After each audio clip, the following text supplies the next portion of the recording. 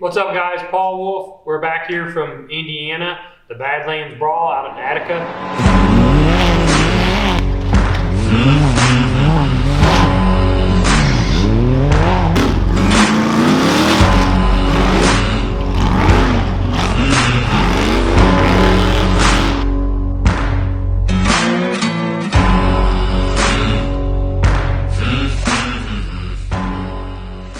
So, rolling right on into the next one, our second UTV race. This is Saturday afternoon, evening.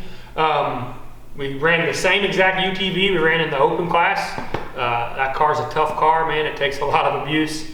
It actually does really well pulling double duty. We have to check it over really well. We did make a mistake. So we fixed that drive shaft where the bolts rattled out of it. Got that back together. Everything's fixed on it. We actually put the updated drive shaft in the car from RCD, and that took care of that problem. Car was prepped, everything else was good, new belt on it, ready to roll. On this one, we actually qualified, I believe, second. I'm not 100% sure, but I believe we qualified second. And again, it's me and Tyler Gibbs off the starting line. So from the first race, I knew right there, I was like, man, I cannot let Tyler get out on me because it caused so many problems yesterday. So I was like, I'm not giving it up this time. I'm gonna fight for that clean air, and I'm not gonna try to just pace him. I'm gonna get out front, set my pace, and make him chase me. So we come off the starting line. I was pretty aggressive right away, just made sure I kind of pounded it in there and got the clean air from him.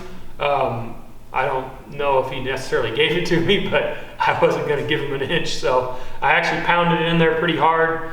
Got the front position there, took off, got out on the first lap, and we're running through the back wide open section. Car feels great. Everything's working great in the car. And we start opening it up. There's a couple sections we hit about 100 mile an hour in the back, and the car starts getting hot. We had a mistake. One of our guys, when he went and washed the car, he forgot to clean the radiator on the car. And running through all the mud the day before, all the mud got hard on the front of the radiator, was blocking off about half the radiator.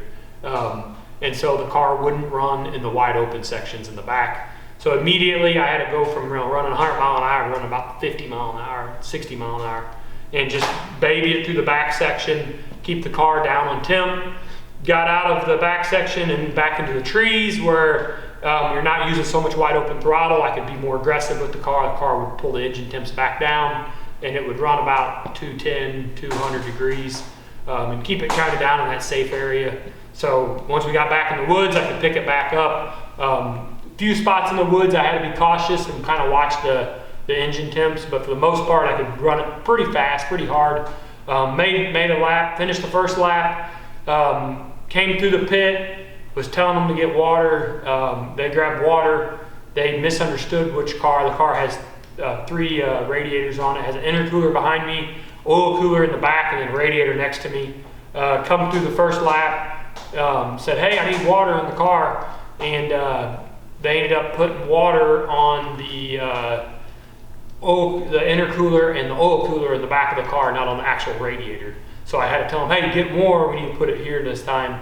So we go do another lap, come back into the pit a second time, pull in, and they wash the radiator out. So obviously it's not perfect, just being the nature of what we're doing.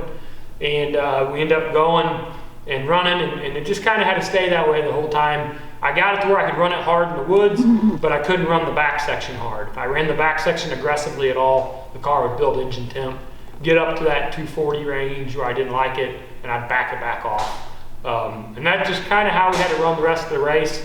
Ended up coming in third place. Hats off to Matt Zeiler, ran a great race.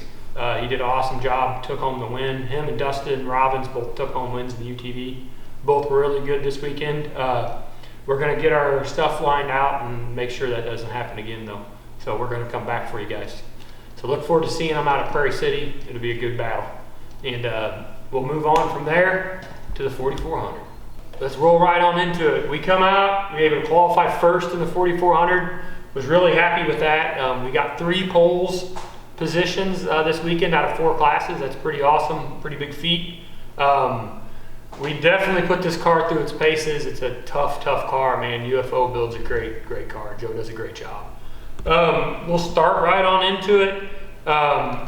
I knew it was going to be a great battle. Me and K-Rod has been trading back and forth, man. He got his program dialed in, and he actually is pointing out some holes in my program that I have to get fixed and get lined out. We come on in and qualified on the pole. We take off racing. I knew he's starting 30 seconds behind me, and he's coming hard because K-Rod always runs hard. That's what I like about him. We felt like we had the fastest car there, that's my personal opinion. We go lap one, run everything phenomenal through the woods, through the first part of the rocks. We get out into the backstretch, into the open, run all the open stuff. Our car runs great. Everything's working awesome on the car. We make the first lap, end up being the fastest lap of the day. It was like a 15:20, 15:30, something like that. We actually put about 25, 30 seconds on K-Rod opening up our lead. So we knew we were running a good pace. I just had to maintain that pace, which I felt like I could do pretty safe and pretty comfortably. We go out on the second lap, everything's working great, we're running great. We get it back to the back section, into the wide open section in the back, and we're running, and I'm actually taking it somewhat easy on the car. I'm only running the car about 5,400 RPMs. The car will go to 68, right at 7,000. I only run it up to about 54, maybe 5,500. I just feel like it's easier on the harmonics of the motor not to spin it out. I will, if I need to, I'll push it up to, up there to 7. The motor will take it, but I don't see no point in running it that hard. So we're running along through the back, going through the little short course, and we shred a steering belt, a serpentine belt. Serpentine belt shreds on the car, brand new belt. I have no idea why. The belt made it through qualifying, pre-run lap, and I don't know why it decided to shred it. We've had this problem in the past. It's kind of really sporadic, and I can't nail down why it does it. There's times where I'll run the car through everything and never have a belt mess up on it, never shred a belt at all. And then there's other times like now where I'll go out on the second lap and it shreds the belt. I changed the belt out. It cost me, I'm gonna say 15 minutes to get the belt changed out on the car. Put actually a used belt back on the car, and I left it a little bit loose, thinking that might have been some of the issue. Is it's so tight that it when it does have feedback from the steering pump, it actually snaps the belt, breaks it, causes it to whip and jump around. So I left it loose. It slipped the whole time, so the belt was squealing on the car the whole time, but it made it the rest of the race. So you're talking, it made it another hour and a half with no belt issues. But we just couldn't overcome the 15 minutes it took me to change the belt. I think other than that second lap, I think we had pretty much the fastest laps after that. So like our third lap compared to everybody else's third lap, we were the fastest, fourth lap, fifth lap, so on and so forth. We just didn't have enough time to run them down. And I also understand that, your leaders are probably being a little bit conservative because they don't have pressure. So there's no reason for him to run his car as hard as I'm running mine. But I did feel like we had the fastest car. Was a little bummed to have the belt break, but it's part of racing. We fought all the way back to a 4th place.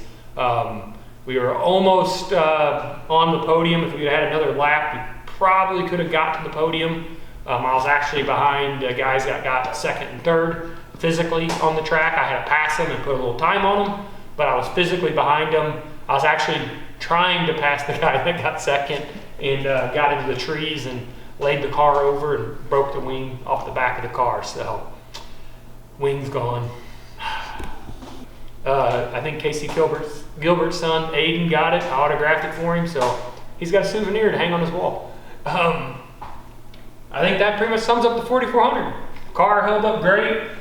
Huge thanks to Raceline Wheels, Netto Tire. The Radflow shocks and the new bump stops on the car worked phenomenal. Brannick Motorsports, man, it was an awesome event they put on. Really thankful for them. VP Race Fuels in the car worked great. Of course, Tube Works differentials, they took a lot of abuse. Me trying to make up that time I was down. I really pushed the car hard, really ran it hard. The motor from Steve Morgan, awesome piece, still runs great, phenomenal motor.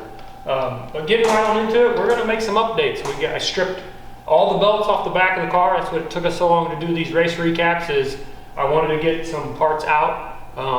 and get some new pieces machined for the car, so I can try to change some stuff up to make sure the belts can't come off the car.